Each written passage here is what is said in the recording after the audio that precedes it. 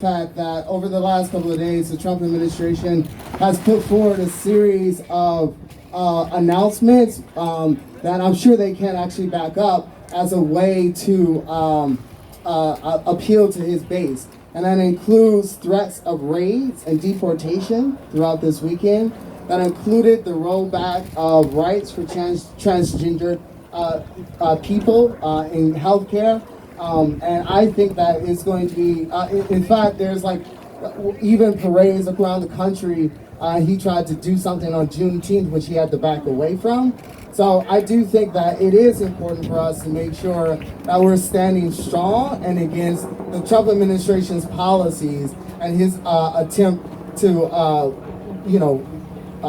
get his base up in tizzy. So again, my name is Tristan Taylor. I'm here with Detroit Will Breathe, an organization that we created for this movement. And I just wanted to say a couple of updates. The first thing that I wanted to make clear is that this movement, right, has to recognize all of the things that it has achieved, and it has achieved plenty.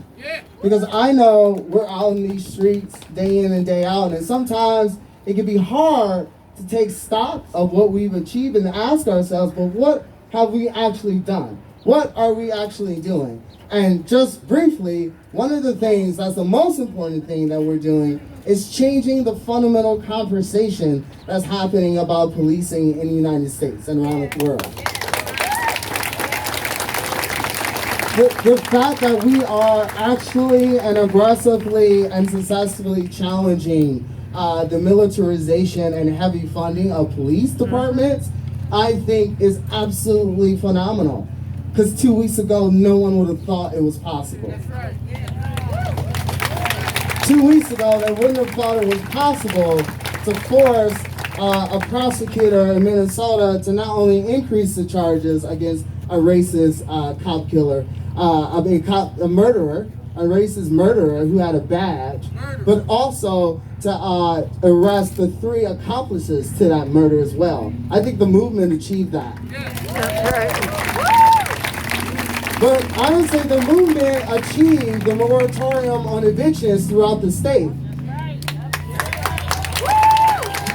And in the city of Detroit, the movement also achieved $31 million going towards renters.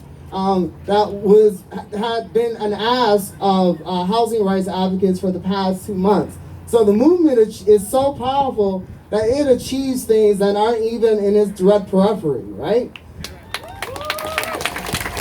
Though we've always, here in Detroit, tried to make the link between the fight to keep black and brown bodies safe with the need for housing, right?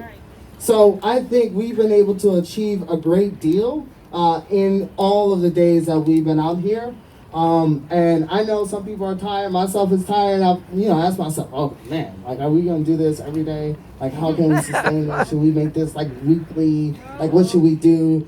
And then like, I get people looking at me stupid and weird and like, what you mean? Like every weekend? Like, you don't wanna come out every day? And I'll be like, damn, I feel bad, that I feel tired.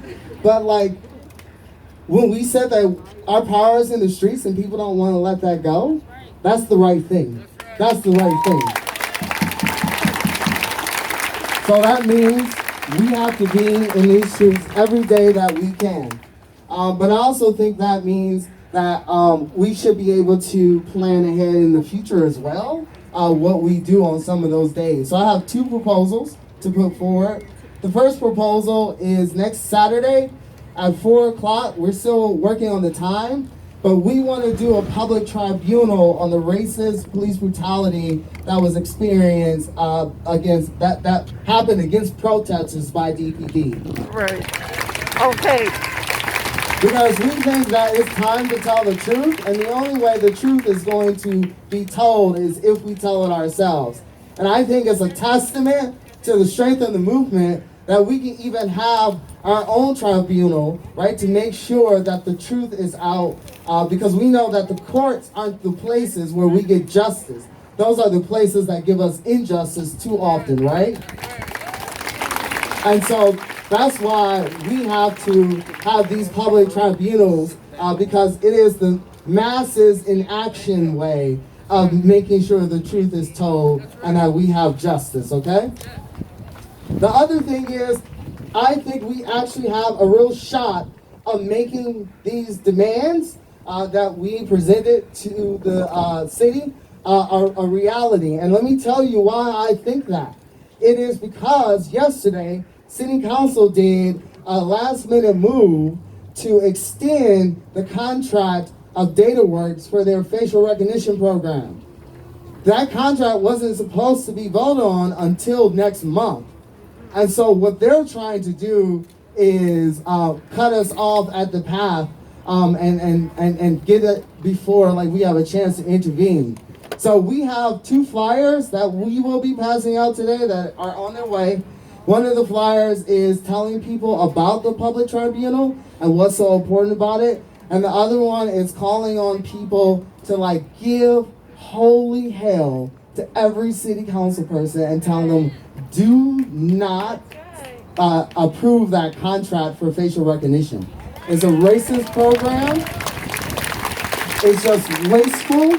The city of Detroit, like our residents, we need that money for housing. We need that money for transportation. Like we need to do the right thing, and that is invest in our people and not in hyper surveillance of black and brown bodies.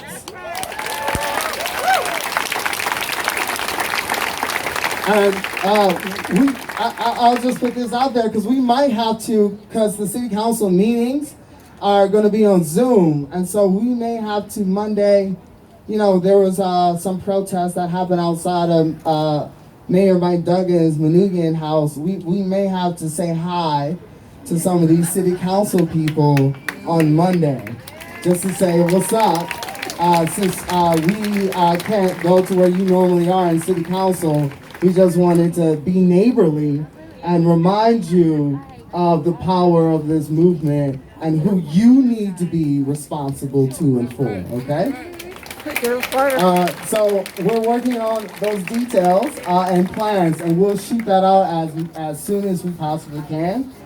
In fact, I'll just be honest, I'll probably be here for a little bit, but then working on a lot of this stuff, because I want to make sure like we have all the talking points, everything we need to make sure that our movement, right, like goes forward. And here's the thing, right, while we're calling city council and saying hi at their houses, we got to remember again, our power is in these streets and our ability to maintain our presence in it.